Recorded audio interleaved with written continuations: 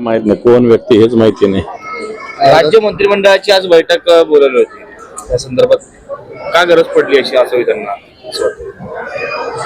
बैठक नियमित होत असते, पण आज रविवारी कशी बैठक झाली माहिती काही मला कळालेलं नाही. निर्णय आलेले काय काय बैठक होते, परंतु बैठक फार रविवारी कधी होत नसते. आज का झाली याचं गूढ आहे, काही ना काही त्याच्यामुळे कारण असेल. आज मोदी या ठिकाणी आले होते महाराष्ट्रामध्ये, जळगावमध्ये त्यांनी कार्यक्रम दिला. बोलताना ते असं म्हणाले की आता महिलांवर अत्याचार होत त्यांना सोडू नका. कोणाला सांगितलं त्यांनी असं? भाषणात आपण कोणाला सांगितलं? सरकार त्यांचंच आहे. त्यांच्यासोबत राज्याचे गृहमंत्री होते, राज्याचे मुख्यमंत्री होते. त्यांनी सांगितलं कोणाला? मला असं वाटतं असं बोलण्यापेक्षा आजूबाजूला बसलेल्या लोकांना सांगितलं असतं त्यांनी तर बरं झालं असतं. फार भाषण करण्यापेक्षा, भाषणबाजीपेक्षा बाजूला गृहमंत्री, बाजूला उपमुख्यमंत्री, या दोघांना झालं तरी मला असं वाटतं होऊ शकतं. परंतु त्यांच्यात ती मानसिक ताकद नाही आणि त्यांच्या मनगटात ती धमक नाहीये. आज तुम्ही जो सकाळी आंदोलन, प्रतिकारात्मक आंदोलन, निषेध आंदोलन केलेलं आहे, त्यावरती टीका केली संजय शिरसाट यांनी, आणि ते चमकोगिरी करण्यासाठी, पक्षाला दाखवण्यासाठी असे आंदोलन केले जात आहेत.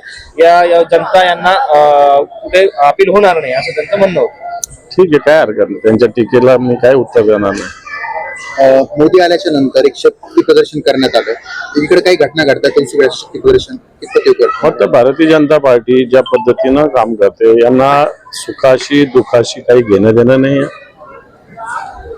मी लाजरेपणे सगळ्या विषयाचं समर्थन करतात. इथं लखपती दिदी, इथं दिदीवर बलात्कार होत आहेत. मग कलकत्त्यात असेल, आसाममध्ये असेल, राजस्थानमध्ये असेल, महाराष्ट्रामध्ये असेल, महाराष्ट्रामध्ये छोट्या छोट्या मुलीवर. आणि असं असताना लखपती दिदीला लखपती करण्यापेक्षा मला असं वाटतं दिदीला सक्षम करा. दिदीचे जे हजबंड आहे त्यांना नोकरी द्या, जिजीचे मुलं आहेत त्यांना नोकरी द्या. ही भूमिका घेतली पाहिजे किंवा त्यांना संरक्षण देण्याची भूमिका घेतली पाहिजे सगळ्यात आधी. तुम्ही एक फोटो आता पाहिला, त्या फोटोमध्ये तुम्हाला दिसत असतील उपमुख्यमंत्री, तर त्यांची जागा तुम्ही पाहिली, काय वाटतं मला? आता गाडीत जागा दिसत नाही, त्यामुळे मागे थांबावं लागेल त्यांना. त्यामुळे भारतीय जनता पार्टीची जागा गाडी फुल भरलेली दिसतेच. बाकी काय सांगणार? पुढच्या काळात एक प्रवासी कमी होऊ शकतो. हे बा, जागा गाडी फुल भरलेली दिसते भारतीय जनताची, एवढंच. पण असे कार्यक्रम वारंवार महाराष्ट्रामध्ये होत आहेत, महिलांचे कार्यक्रम होत आहेत. खरंच गरजेचं आहेत का असे कार्यक्रम करणं? मला असं वाटतं मागच्या काळामध्ये नरेंद्र मोदीजींनी या महाराष्ट्रात 27-28 सभा घेतल्या होत्या. असा शोबाजी होता. आणि त्याच्या आधी महाराष्ट्रात ते दररोज यायचे. एक दिवस अमित शहा, एक दिवस नरेंद्र मोदी. तरी महाराष्ट्रातील जनतेने त्यांचा पराभव केला आहे. मग असे कार्यक्रम घेतल्यामुळं जनजागृती होण्याऐवजी त्यांच्याविषयी जनतेच्या मनात रोष निर्माण होतोय.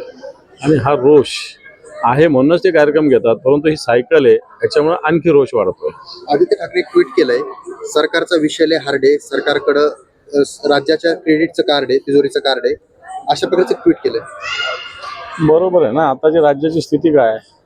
7,88,000 कोटी रुपयाचं कर्ज राज्याच्या डोक्यावर आहे. असं असताना विकास कामं सगळी खुंटलेली आहे. राज्यातल्या प्रत्येक रस्त्यावर खड्डे पडलेले आहे. आणि हे कोणता उदो करतात? कोणता लेख लाडकी 1,500 रुपये किती जणांना मिळणार आहे? तर फार कमी जणांना मिळणार आहे. परंतु ही लेख सुरक्षित आहेत का?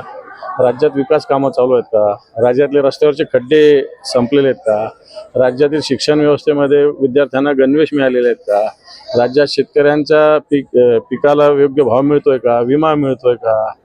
राज्याच्या शेतकऱ्यांना तुम्ही जाहीर केलेलं अनुदान प्राप्त होतंय का? वाटतं ह्या विषय सरकार